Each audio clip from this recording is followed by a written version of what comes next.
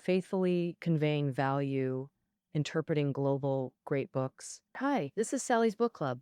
Today we're exploring the book Authentic Happiness. Everyone faces various pressures and setbacks in daily life. Childhood to old age, campuses to workplaces, material to emotional aspects, challenges are everywhere. But people's attitudes towards setbacks differ greatly. Optimists view difficulties as temporary and manageable, while pessimists dwell on negatives, often falling into depressive states. Why do some navigate life calmly, while others struggle with pessimism?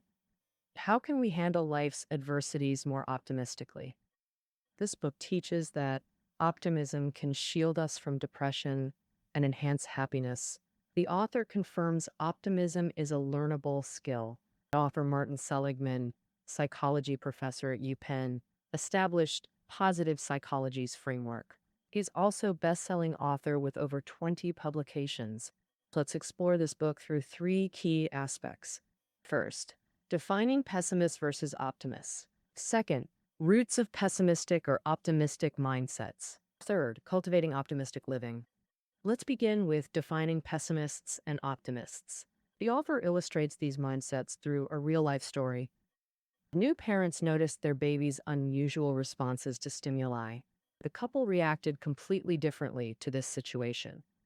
The father immediately assumed their daughter was deaf, while the mother disagreed with his hasty conclusion.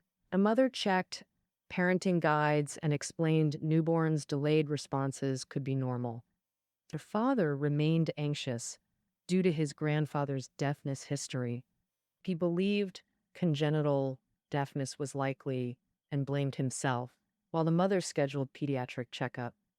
The mother calmed him while waiting for next week's appointment, though he imagined tragic scenarios all weekend. Even after doctors confirmed normal hearing, the father doubted until loud truck noise startled the baby.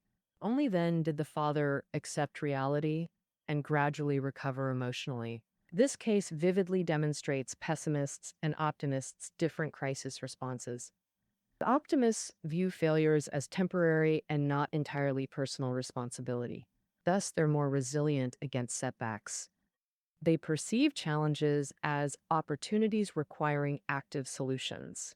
Research shows optimistic people demonstrate better adaptability, competitiveness, and longevity. Pessimists believe failures stem from personal flaws with lasting effects. They feel powerless and generalize this helplessness across situations. Example, a student struggling with chemistry might develop math anxiety and academic aversion. Pessimists easily give up and often fall into depression, becoming completely demoralized. As Irish playwright George Bernard Shaw once said, "Optimists see the rose in the thorns, pessimists see the thorns in the rose." This exactly illustrates the principle. So what fundamentally causes pessimism and optimism? That's our second key question to explore. From the author's analysis, the core difference lies in how people interpret events. Your explanatory style determines whether you're optimistic or pessimistic. Explanatory style means your habitual way of interpreting why things happen.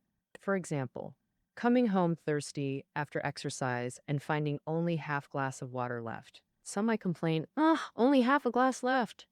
Others might rejoice, great, still half a glass remaining. There are three dimensions in explaining events: personalization, permanence, and perversiveness. Personalization, attributing causes to self versus external factors. Example, a top student failing an exam. If blaming inherent stupidity, confidence gets shattered. But if attributing to external factors, self-esteem remains intact. Permanence, viewing setbacks as enduring versus temporary. Believing problems are unsolvable leads to chronic helplessness. Seeing difficulties as temporary motivates solution-seeking behavior. Example, minimal weight loss after week-long diet efforts. If you think, "I'll never lose weight," this mindset will trap you in negativity and make you want to quit. But telling yourself maybe 1 week isn't enough, or "I should add exercise," can keep you motivated. The third dimension is pervasiveness, Spatial interpretation of events. Example, an unemployed person might catastrophize their entire life as failure, whereas viewing job loss as experience building prevents despair. Maybe this job wasn't the right fit, but other skills remain valuable. Such explanatory style helps overcome challenges effectively. Pessimistic style, believing personal failures cause permanent, widespread consequences. Chronic helplessness from this mindset leads to depression. Optimists view failures as temporary and situation specific. This resilience enables quick recovery from setbacks. Why do different explanatory styles develop? When are these mental frameworks formed? The research shows explanatory styles solidify by age 8. Children establish optimistic or pessimistic worldviews during childhood.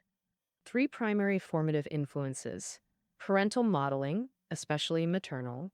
Children absorb adults' explanations through constant questioning and observation.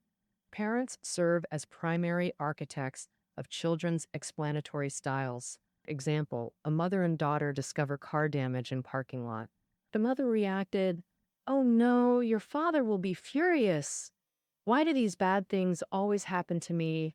If I hadn't been lazy," she berated herself. "I'm so stupid," while the daughter absorbed every word. The daughter internalized 3 explanatory dimensions. 1. Bad things always happen to me. Permanent explanation. 2. Generalizing the incident beyond its actual scope. Pervasive explanation. 3. I'm lazy and stupid. Personalized explanation. Through repeated exposure, the daughter adopted this pessimistic explanatory style. Parents must consciously model healthy explanatory behaviors. Children mirror parental attitudes and coping mechanisms. Optimistic parents cultivate resilient children. Pessimistic ones breed anxiety. Alternative response.